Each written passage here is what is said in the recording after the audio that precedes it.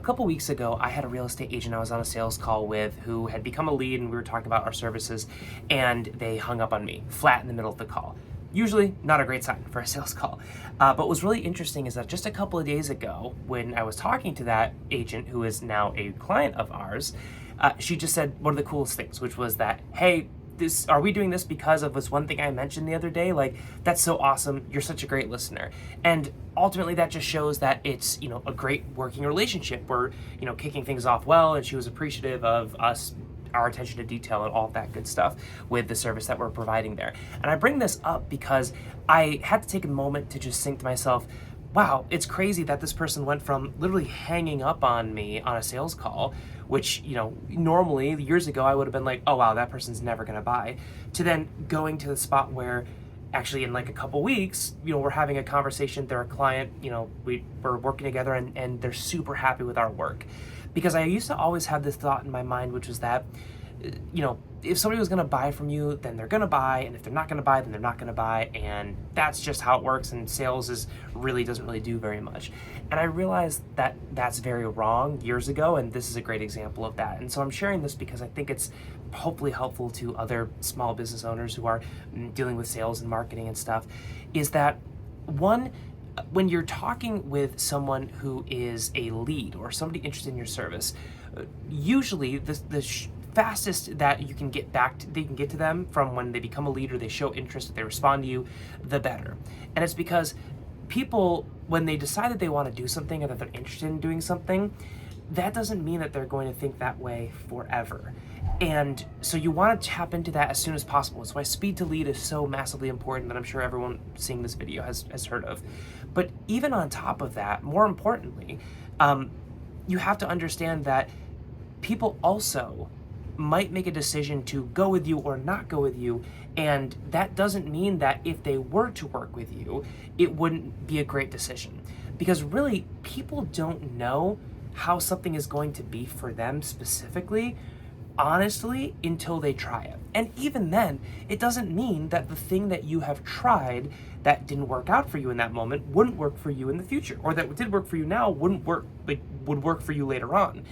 It's the idea that as people, we have these things that change in our lives, and circumstances change, and it was a big eye-opener for me. And that's kind of why I'm rambling on here, because I always used to think, like, if it worked for the person, it works for the person, and if it doesn't work for the person, it doesn't work for the person. But what I realized is that, especially if you're doing any kind of marketing where people are inbound, right, where people are responding to you or reaching out, one, they have a level of commitment or a level of intent in that moment that will not last forever, right? Like, the next day could be dramatically different. And I have another great story about that, where I had a real estate client come on, I was talking with them, and the first call we were like, hey, this is awesome. Like, this guy's like, you're awesome, I love what you're doing, this is so cool, I'll be honest with you, I'm ready to go, like, I love this. And because I do things in a two-step system, like I talk with them, I get some information, then I put together a custom proposal on another call.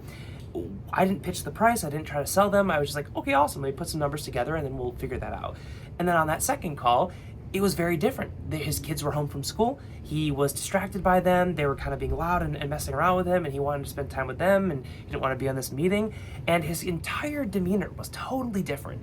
And this person who I was like, wow, this guy loves what we're talking about, it's going to be an easy close, on the second call, he was like, yeah, I don't know, I'm not sure, I gotta think about it.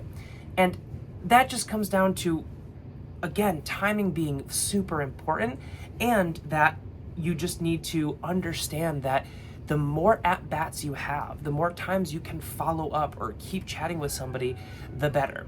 Another story about this. I had a real estate client who was a super qualified client, needed exactly what we do for them, had a great sustainable business. And what's really cool when you talk to somebody who has a business that is working really well, and they just need the one thing that you offer, you can actually provide more value to them than somebody else, because than a person who has not doing as well in their business. The reason why is because the person who has many things they need to solve, they can only get so much value and so much, explosive growth out of one thing being solved because there's 800 other things that need to be solved. Whereas for clients who have a great business, a great model that's working very well and they're very successful and they need the thing that you offer, it's like one of the last few unlocks, and every time you get another thing unlocked in your business, it becomes like a compounding thing. So long story short, I was very excited to chat with them, and we chatted back and forth. Great guy, but then they kind of fell off, and I didn't do a good job of responding, and so on and so forth, and we just kind of fell off, and it just didn't happen. We didn't close them, and nothing had happened there.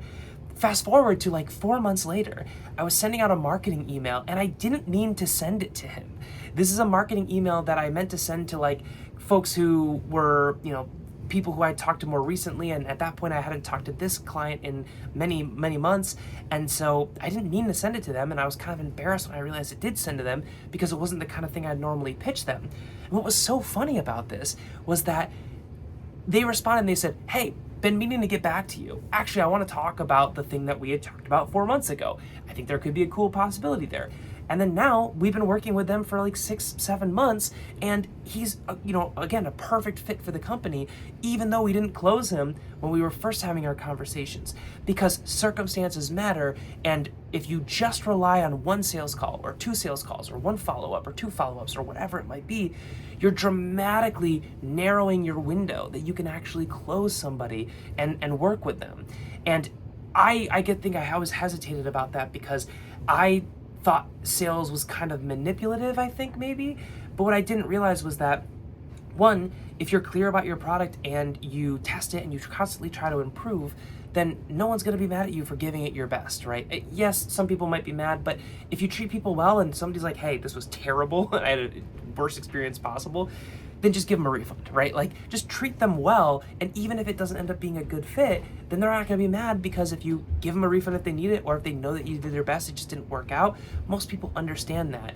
And that was an eye-opener because it let me know that it's actually a duty and a responsibility to sell to people who you actually could provide value to, because they won't really know this could be a huge unlock for their business or their life or whatever it might be until they try the thing.